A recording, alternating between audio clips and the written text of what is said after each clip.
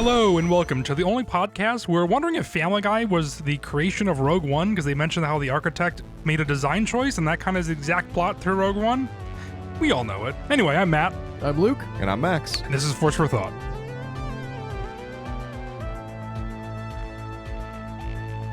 Unrelated, but before we get too far, I noticed our editor chose to include all three of our faces in one of our videos. I guess I don't know when this is coming out. But at the time of recording, it was the first time that I saw all three of us on screen at the same time. Do we think we're going to keep doing that? Because that puts so much more pressure on me to look good all the time for the full episode. Yeah, I drink a lot. I have a lot of facial tics. Oh yeah, it makes me really nervous to watch myself the entire time. I'm okay if we choose to go that route. I just want to know at the time of recording. I don't know, because it only depends at the time of editing, because I only did that because it was easier to edit. All right, I have a lot of runway to get this one edited in, so... And just to be safe, I'll look good all the time.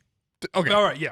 And now for the viewer or listener, if you're viewing this, I guess, you know that we really were in crunch for those episodes when there's all three of us at screen at the same time. But that's neither here or there. And I don't know, viewer, you will know at this point if... Mine's recording, right? And so is Matt's? Yep.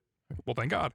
And at this point, you'll know if we were in a rush or not. So if Mac did not forget, thank you for editing these, by the way, now lately, as well. But anyway, we are reviewing / talking about the Family Guy trilogy of Star Wars spoofs. This is something that I'm sure we all watched when it came out, or whether we were a Star Wars fan or a Family Guy fan. I was both at the time. Definitely more of a Star Wars fan. I haven't watched Family Guy in quite a long time. The trilogy, Which surprises me, because you love The Simpsons. I do. It's so different. The Simpsons has got heart, and I thought that would get under your skin is, a lot more. It did. Family Guy, I used to like quite a bit. And we can talk about our relationship with Family Guy in a minute too. But we're talking about the trilogy, which is called Laugh It Up Fuzzball. This was a box set sold. I didn't even know that. Yeah, it's a little confusing. So the first movie is Blue Harvest. These are 40-minute specials that came out towards the end of the seasons for all three of these. And so the first one was Blue Harvest, which is the code name for Star Wars when it was being filmed. This came out in 2007 originally. Then it was followed by Something Dark Side in 2010, and then It's a Trap, which was followed in 2011. And yeah, so these are the three kind of specials. And I remember, quick, was Blue Harvest the working title for Star Wars or Empire? I think it. Why would Star Wars have a working title? I think most movies have working titles, even if it's like a one-off movie. Okay, I didn't know that. But I'm pretty sure it's just for Star Wars. Now you're confused though. I'm pretty sure it's just. I'm gonna die. I have no idea. I don't know either. Logic sounds good. I shouldn't ask these questions when we're using our phones to record and can't look them up. That's true. Yeah, that comes up all the time. We really need to get cameras. We really do. But go to our Patreon, which will be set up at this point. Look for the Force for Thought merch. So for Family Guy, were you guys fans of this when back when these were coming out? Were you fans of Family Guy in general? There was a very narrow window when I liked Family Guy. 7th or 8th grade for probably like a couple months, but I like it more so now that I'm on TikTok a lot more, because Family Guy is basically just made for TikTok. It's a sketch show, essentially. And there are roughly 90 seconds of good content in most Family Guy episodes. And so if you put that on TikTok, it's like, yeah, this isn't bad. But watching a full 40-minute episode, I did not care for, even when it's Star Wars. I think 40 minutes was stretching it, but watching all three of these back to back to back, so it was actually 122 hours worth of Family Guy, and basically I watched them in kind of one sitting. 122 minutes, right? You didn't watch it for like a month straight? For what? You said 120 hours. Yeah. Oh, is there a shorter version? Oh my God. I can't believe I watched that one. You played off the Snyderverse cut. You played that beautifully.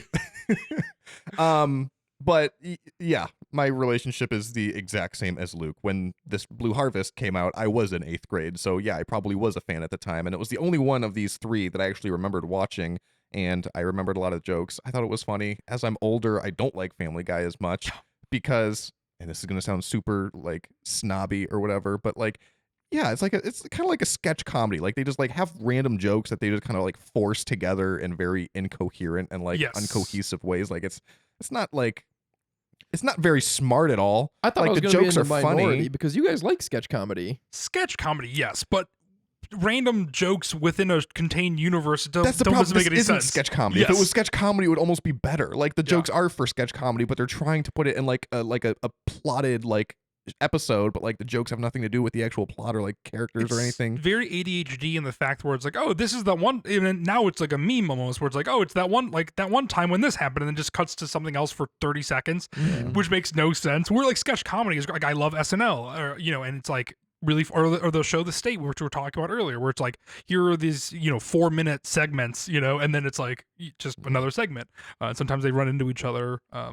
As well, but yeah, I just feel like, But it's like the jokes are funny though. Like I like them all, but like I'm just always taken aback. I'm like, wow, they really went out of their way just to set up that one random joke. Like clearly Seth MacFarlane was like, oh, I got a good joke, but no way to tell it or whatever. yeah, And I was obviously more interested in the Star Wars aspect of these spoofs. Yep. So I kept like having a mixed feelings because the jokes about Star Wars I really liked. And they said funny things about Star Wars that really made me think. And I was like, oh, that is funny. Mhm. Like one was in their spoof of Empire when C-3PO was walking through Hoth and he was like, oh, I love all the electrical work just stapled to the ice. I'm sure that's Yes. safe.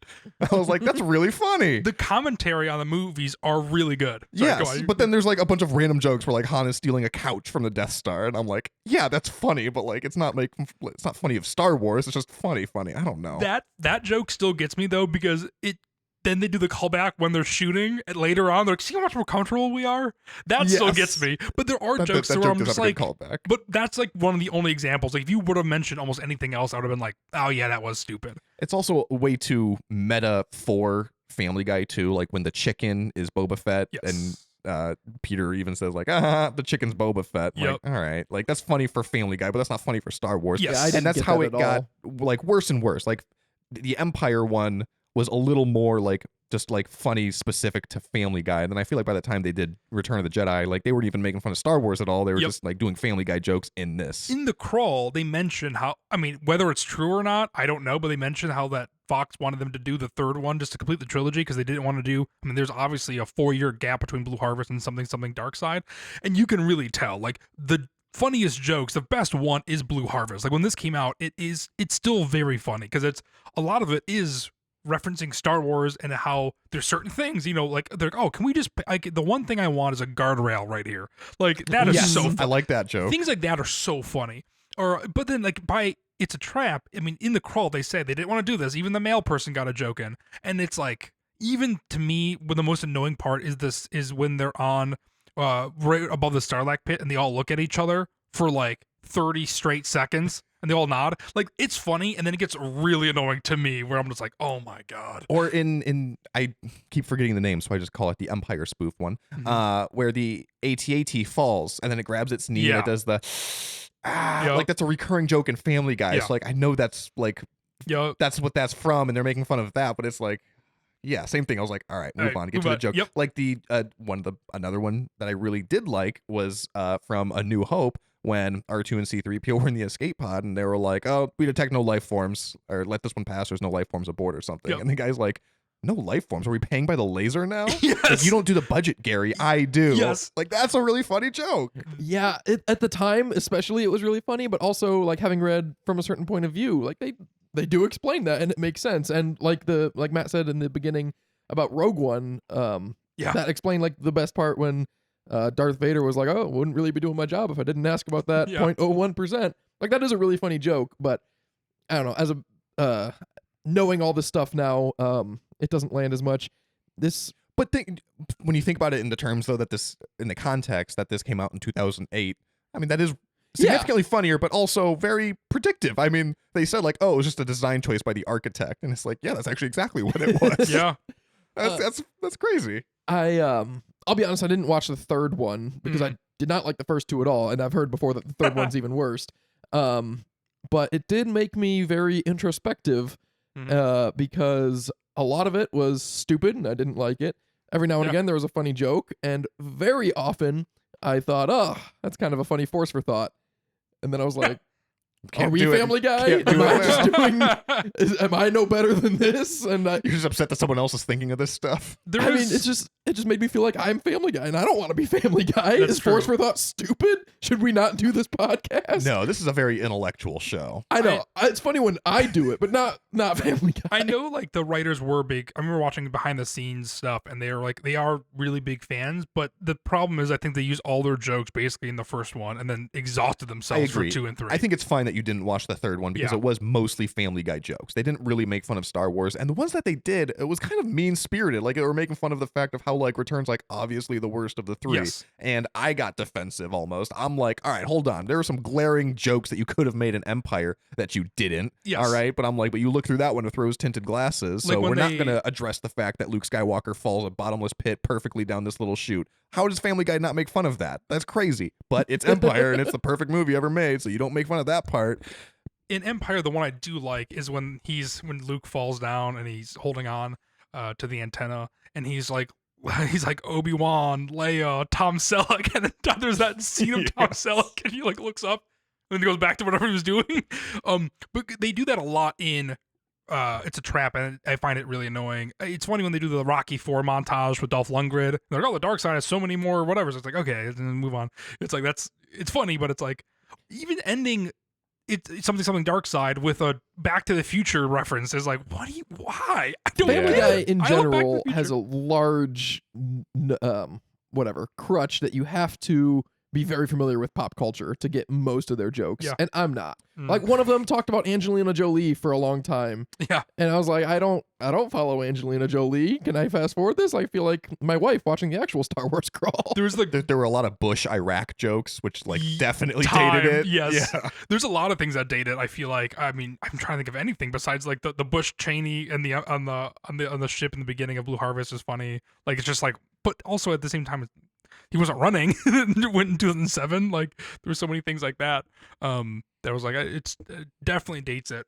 And then just even the Star Wars references, like you were saying, Luke, like so many of them are outdated now. Where it's like that's so funny. And they were asked. I remember Seth MacFarlane was asked if he was going to do the prequels or anything, and they were like, no, since Disney owns it, like it's just virtually impossible to spoof now. Uh-oh. Because I was so which is so funny It's coming. because they're Fox, so they're owned by Disney, Yeah. obviously. But it's so funny that like they wouldn't be able to. I mean, I was surprised that the music was there. It wasn't spoof music. It was the music. that struck me as odd They too. pointed it out too, yeah. Yeah, I love when they're like John Williams, and then I when The London Symphony. and then when Uncle O and Aunt Beru, John Williams, and the whole orchestra is burned.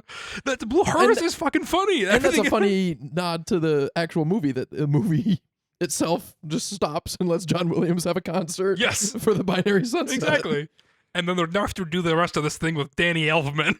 It's like so. Oh, I wanted to ask you about that because I'm assuming you're an Elfman fan. You like Batman the Animated Series. I do love Danny Elfman. I think he's really good, but he is just kooky. So it's always Yeah. like da da da da. Da. It's what I just did was more intense than anything Danny Elfman does too. But I do love Danny Elfman, but not for a Star Wars movie. I did say that the spoof of Return of the Jedi felt a little more mean-spirited, but the Blue Harvest, the spoof for A New Hope, was you can tell that it was actually made by people who did really appreciate A New Hope. Yes, Like so many of the shots were like the exact same, and I Yep. was like, they did a really good job of like recreating that. Like it was shot for shot. They just Yeah. animated it. I'm like, wow, they really went the extra mile with that, and there was a lot of small things like that I appreciated. I agree. There in sorry, go back to Return real quick, or It's a Trap. The one thing that they like irked me was it's funny, but when C-3PO or Quagmire was like, oh, I'm sure he's like, oh, I'm sure the Ewoks had 5 minutes to plan. I'm sure everything will go according to plan or whatever.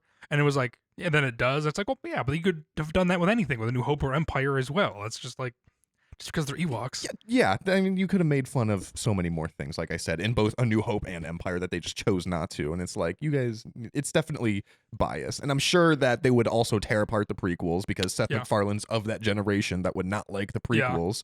I just recently saw an interview with, oh my gosh, what's his name? What's the, Matt Groening. no, the 3 movies that you really like? Oh my gosh, he's in you're Star right, Wars. Buzz. No, he's in Simon Star Wars. Pegg. Yes, Simon Pegg. Where he was like ranking the movies, the Star Wars movies Yeah. real quick, and he was like giving a brief explanation as to why. And boy, did he tear into the prequels. Yeah, I saw that as well. I mean, if you guys haven't seen the show, I'm not gonna say. Max, if you haven't seen the show Spaced, I feel like Luke, I don't think you'll like it. It's really good. But it's Simon Pegg and Nick Frost and Edgar Wright's show, which is what kind of got them famous. But they're very much in the vein of fanboys and the fact that they're like 26 years old, 27 years old when Phantom came out, and they're just super let down in comparison. I wonder if they softened up on them or not lately. Obviously, it doesn't. That was a recent one, and he did not, which surprised me because he was in The Force Awakens as Unkar Plutt, and I'm like, you would think that you would at least like pay some lip service, like, oh, I appreciate the lore building or something. Yeah. No. But it's like, it's not to shit on the boomers, he's not a boomer, but it's that generation. They don't appreciate the prequels. That's true. Not yet. For me, rewatching these, I was like, wow. Is a lot of my Star Wars knowledge or anything, did it spawn from this, or does like in general like Star Wars knowledge happen? Like when Brian specifically calls out, he's like, seriously, watch this scene where Lando's wearing Han's clothes. I was like, did I learn that from Family Guy? I know, I thought that too, because I definitely learned that from Family Guy. Right? I remember seeing that before I ever watched and noticed it in Empire Strikes Back. But like, I was 10 when it came out. I was probably 10 or 11 when I saw it. Or at least someone mentioned that Family Guy said that. I mean, just that era, like, you're not going to see it on social media. So how else do you learn it? Like, actually noticing stuff for yourself? That sounds exhausting. People didn't know anything back then. I know. I distinctly remember not learning that from Family Guy and seeing that joke and feeling like someone listened to me. And I'm like, yes, he does. I'm glad somebody finally said it. That's because hilarious. social media wasn't around. I couldn't have been like, hey, where's the memes about this? The same thing with the at joke. When Stewie as Vader is like, go away in the at. I was like, is that where at spawned from versus AT-AT? Because I've never. Is it at over AT-AT? I still hear AT-AT and at about 1-to-1. Oh, really? I call it AT-AT. Yeah, so personally. I've never heard anyone actually call it an at. Besides that, I was like, is but this? That was one of my Force for thoughts recently, that the guy in Rogue One calls it an at. Oh shit! Was it not? It was supposed Who? to be. The guy played by Warwick Davis, the little alien rebel, cool design. Unsure we had to say little. What did he say? He says Carabast at, and I never noticed it until this last rewatch. But with subtitles, he says Carabast and at. Interesting. But when you don't watch it with subtitles, I mean, he talks with like a funny accent, and he's saying Carabast at. It sounds like he's just shouting. He's like Carabast at, and it's like, you don't know what he's saying. But with subtitles, it does say that. I'm gonna say it's a Family Guy reference now. No, it's not a Family Guy reference. How annoying would that Don't be? give him that credit. No. Interesting. Yeah, I've never, Max, have you heard people call? I mean, I'm sure. I've heard it go both ways. I say AT-AT. Interesting. Yeah, I've always heard in the joke format, I guess, as well. But I was like, is this where? Clearly not. I guess where that started from. But in the I don't know about you guys, but in 2008 or 2010, I guess, Carlo Spicy Wiener when Han or His code name. oh my god, I feel like everybody's Xbox name was Carlo Spicy Wiener or something, and I feel like that was a huge joke back then. If it was, I did not catch it. I didn't catch it Oh, either. man. Yeah, because he's like, this is Han's. They're like, no, call me by my preferred name or whatever. And they're like, okay, Carlos Spicy Wiener. And I'm like, oh my god. I feel like, yeah, I was like, It was 2010 all over. it was again. 2010 all over again. Everybody wanted to be Carlo Spicy Wiener. I remember in school, like kids asking the teachers to call them Carlo Spicy Wiener and stuff, like things like that. I was like, oh yeah, this feels like high school for sure. That's how Family Guy feels, though. Even Yes. I guess I don't watch it today, but I'm assuming that it still feels like it's just high school comedy. Yeah, I recently watched school a humor. new episode because my brother Mike was trying to get me into American Dad. He's like, it's so much better than Family Guy. You should really watch it. I was like, I don't know, man. And so I watched Family Guy, and I was like, I'm just gonna watch Family Guy to be like, and watch the two to see how I like them. And so I watched New Family Guy. I was like, oh my god, I cannot finish this episode. Like, it's just so ADHD brain, like we said, when they're just referencing other things. It's just unfunny. And then I put on American Dad. I was like, this is actually pretty funny. And so Yeah? I got, I mean, it's not. I got 3 seasons in so far, and I'm like, it's still holding up. It's still like I'm watching Bush era American Dad, and it's still funny. Like, it doesn't seem dated for some reason. Where like even these feel very dated. But it is. But I would not have guessed it that American Dad would be funnier. But I liked it quite a bit. I'm glad to hear that. I don't have. I have a lot of other things that I'm prioritizing that I still need to watch. Yes. So I'm not going to watch American Dad, but I I'm glad wouldn't that either. someone else is to give me this review. It's just one of those things where I'm like, if I'm like, I have 20 minutes for lunch only today, I'll watch American Dad real quick because it's like, I'm like, what else am I gonna watch right now? I guess I can watch Star Wars in 20-minute chunks like you do, Luke.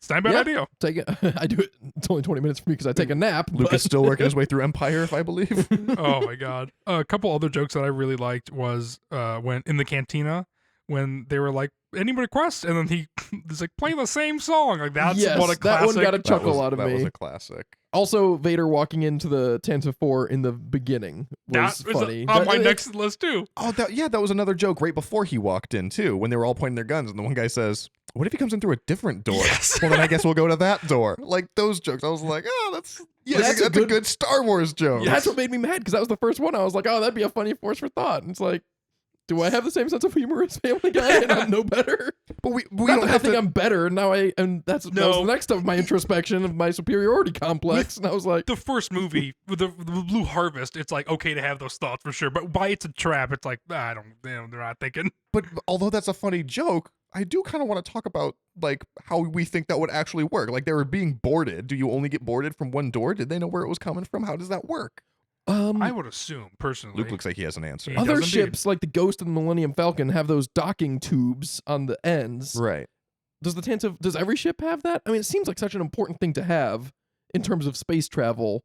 You think it's required by code in case you get pulled over, basically? I mean, not just that. Like, you want to dock with someone else. You want to go do something. It seems like just a basic functionality thing, like basically a door to hang out with another ship, not an atmosphere.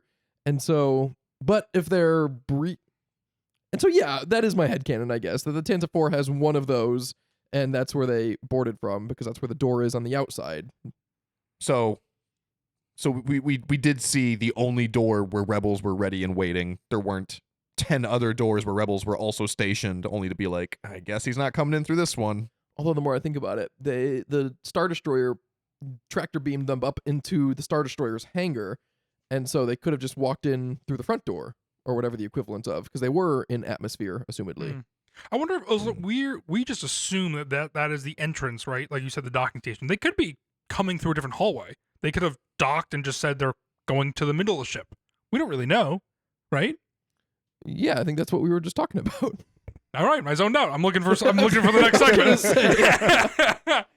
All right. Well, that threw me Next off. segment. All right, well, we went through that force for thought, though, so we don't need to keep it for another time since Yeah. Family Guy addressed it, but we still got to elaborate. Another joke I liked a lot was when in the beginning when Princess Leia is giving R2 the message, Yeah, and it's like an old computer and Yes. a boomer. and he's like, "I'll just take it myself. Like I'll just deliver it." Like those jokes are so good and so funny. It's like almost like we know the plot of Star Wars, so how can we like make them get there, but in a funnier way? And that's what Blue Harvest I think actually does pretty well that the other ones don't. Like when they're on the speeder chase in It's a Trap, they're just on bicycles, and it's like, why? Yeah. Is that fun? Is that funnier than I don't know? It just feels like they need to They do never something. really addressed it. Like, they still do all the same things. I don't Yeah. know. I thought the same thing. I was like, And it goes on for a long time. Or like how he snaps Vader's neck at the end. They're like, we don't know really how to end this. Let's just have him accidentally kill him while he's taking off his helmet because he doesn't know how to do it. It's like, okay, that's Yeah. stupid.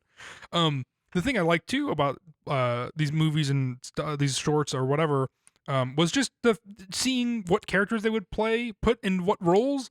I think that's always just a fun thing to do. I did enjoy that, but again, not to keep shitting on the last one, but they Do it. even make fun of it themselves, how they were like, wow, we really ran out of characters for this already when they started pulling in American Dad characters Yes. to play people in Return of the Jedi. I was like, okay. Yep. I don't know. They definitely start running out of ideas. Again, I think Blue Harvest is pretty solid. Like I'd watch this again. And you know, it's one of those things where I don't think I really watch Family Guy now. I've tested it. I don't really enjoy it. But you know, anything really Star Wars. Again, this is kind of going back to Star Wars in the zeitgeist Oh no. that's been released. See, Yeah, it's been I knew released. you It's did it been like that released. episode. I just didn't know what it was. And I No, already have little to contribute to this one. I guess the way that I can kind of Yeah. think about it. Oh, I thought of another joke that I like too. When Luke gets the message from R2 and he says Obi-Wan. I wonder if he meant Obi-Wan Kenobi Yes. or Obi-Wan Kenobi. I wonder if he meant Obi-Wan Kenobi. That was a funny joke, but like that is an example of a joke that's like funny if you know Star Wars. Yeah.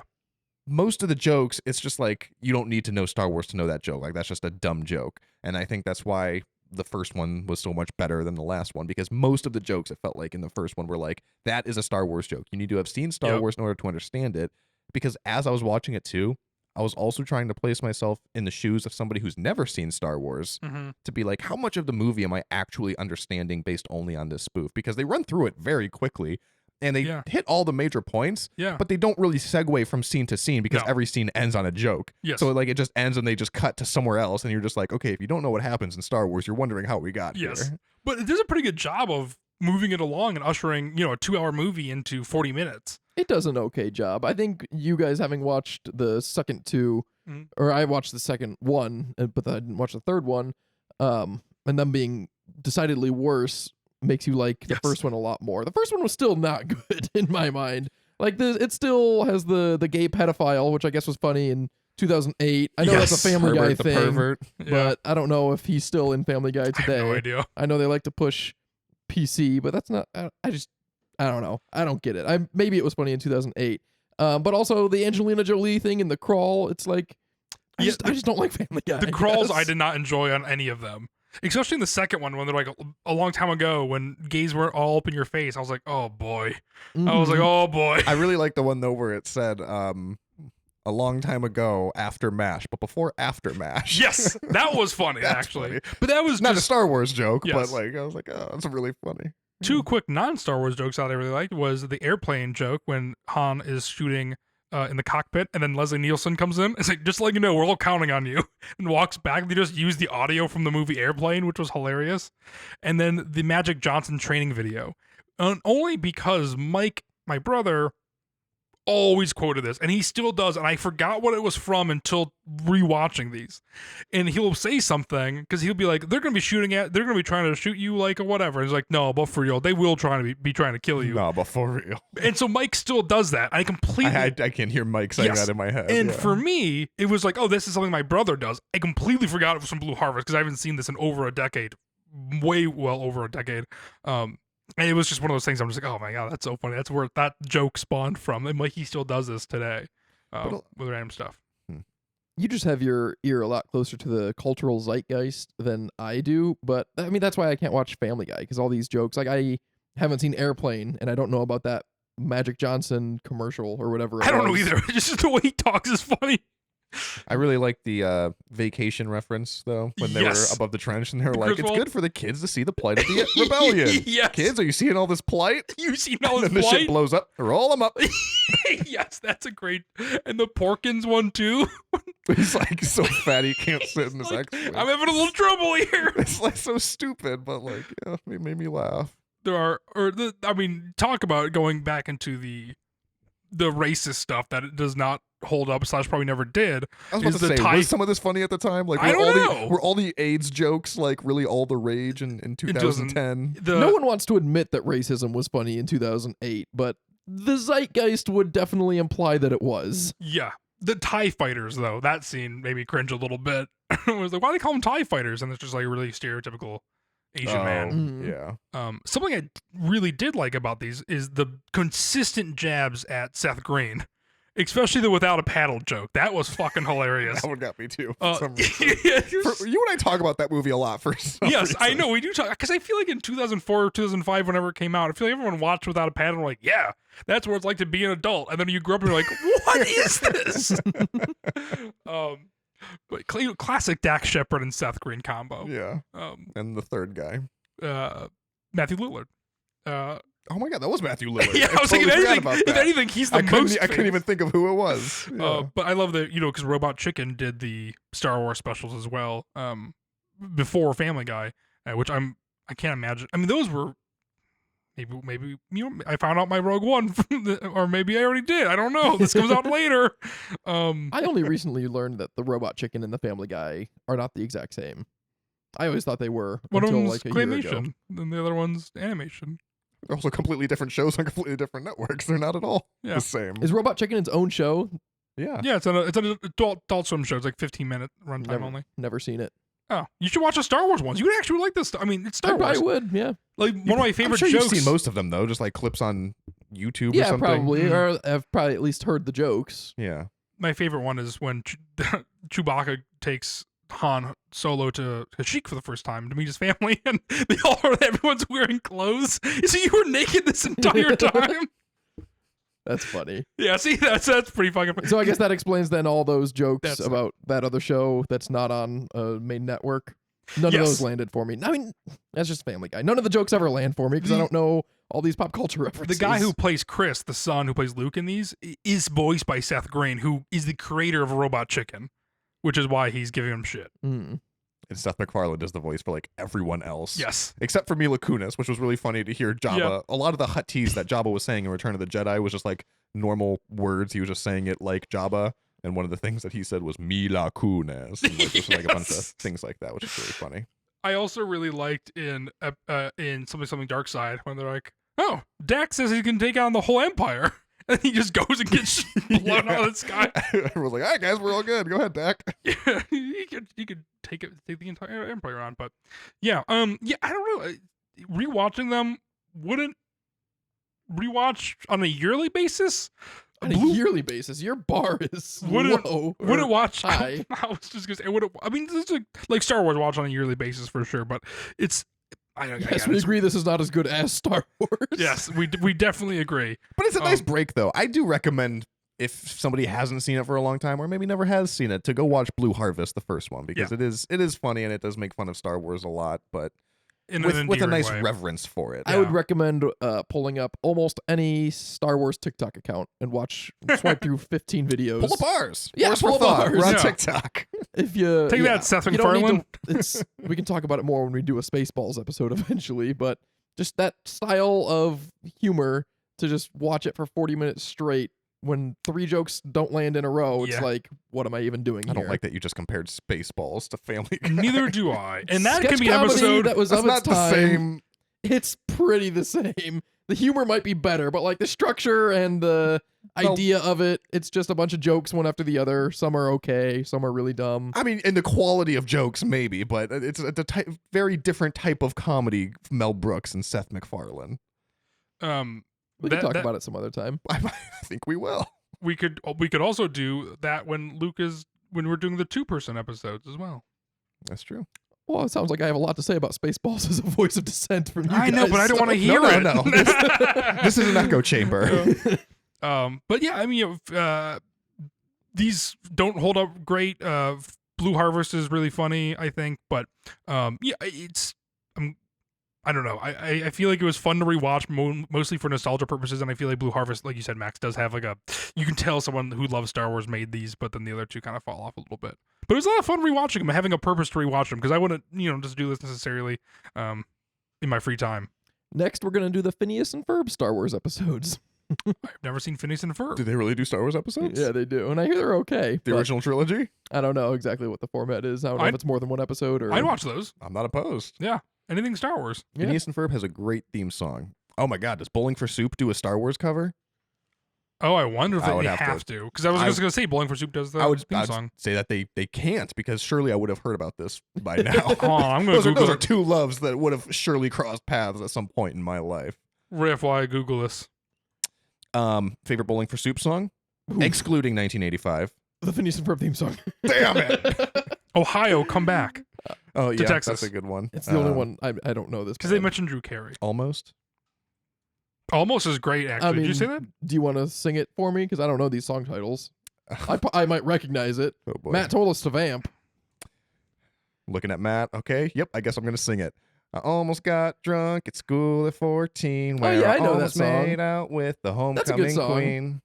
Okay, that one. That's my favorite. High School one. Never Ends. That's a good one. Puck Rock 101. Bowling for Soup has some great songs. They do. And they do not have a Star Wars song, it doesn't look like. Okay. But I was also Googling. Good. I'm Googling glad. Pretty because quick. I would have been mad if they did and I didn't hear about it, because when I was in high school, my band opened up for Bowling for Soup one time. So if That you is want to very cool. listen, if you want to listen to Max's high school punk band, you can look up the Glow Pop Jiggly Jams on Spotify. Why did you say that in the third person? Like you didn't say my high school band. You said Max's. Like you were like, I wish Matt or Luke would have said this. Like for I me. don't want to take ownership of it. Sometimes Yes. people think he and I sound too much alike, and he wanted to be damn sure that everyone knows Luke was never cool at any stage in his life. Oh, yeah. I feel you, Luke. I get it. I think you're cool now. Thanks. I'm pretty satisfied with where I am. Good. I think you're going to be real cool in the next stage. You got a podcast. Oh, that was one of I'm the kidding. um in high school. I don't know if I've ever talked to him about this, but I know he listens to the podcast, so I wonder if he remembers without me having to name him. But we were at a party and we were doing like words of affirmation or something like it, and I forget why. But they got to me and he said, "You definitely didn't peak in high school." It was just such a mean thing to say. I still think about it, and now with like hindsight, he's like definitely right, but what a vicious comment. Yeah. Absolutely devastating. My mind went totally different when you were like trying to be secretive by not naming this person and saying like I was in high school and we were doing, and I was like, oh my God, is he about to talk about like doing hard drugs or something? And then you said words of affirmation. I was like, wow, that is so different than where I thought that was going. Yeah. And also, especially when you're in high school, that your purview is like, well, I think I'm cooler than I was in middle school. And before that, I was a child, so I have to be cooler than that. So when you're in high school, you're like, I have to be the coolest I've been. Yeah. You guys have plausible deniability though, man. I used to be in a punk rock band. I definitely peaked in high school. No. You guys can at least say the best is yet to come. You opened up for Bowling for Soup. I know. That's true. That's probably the biggest band that we opened up for. Red Jumpsuit Apparatus and a lot of ska bands if you're into that. But you should be. Yes. I wonder what the Star Wars ska community crossover is, because we know we have at least 2. I know what I'm Googling tonight when I'm going to bed. What is it?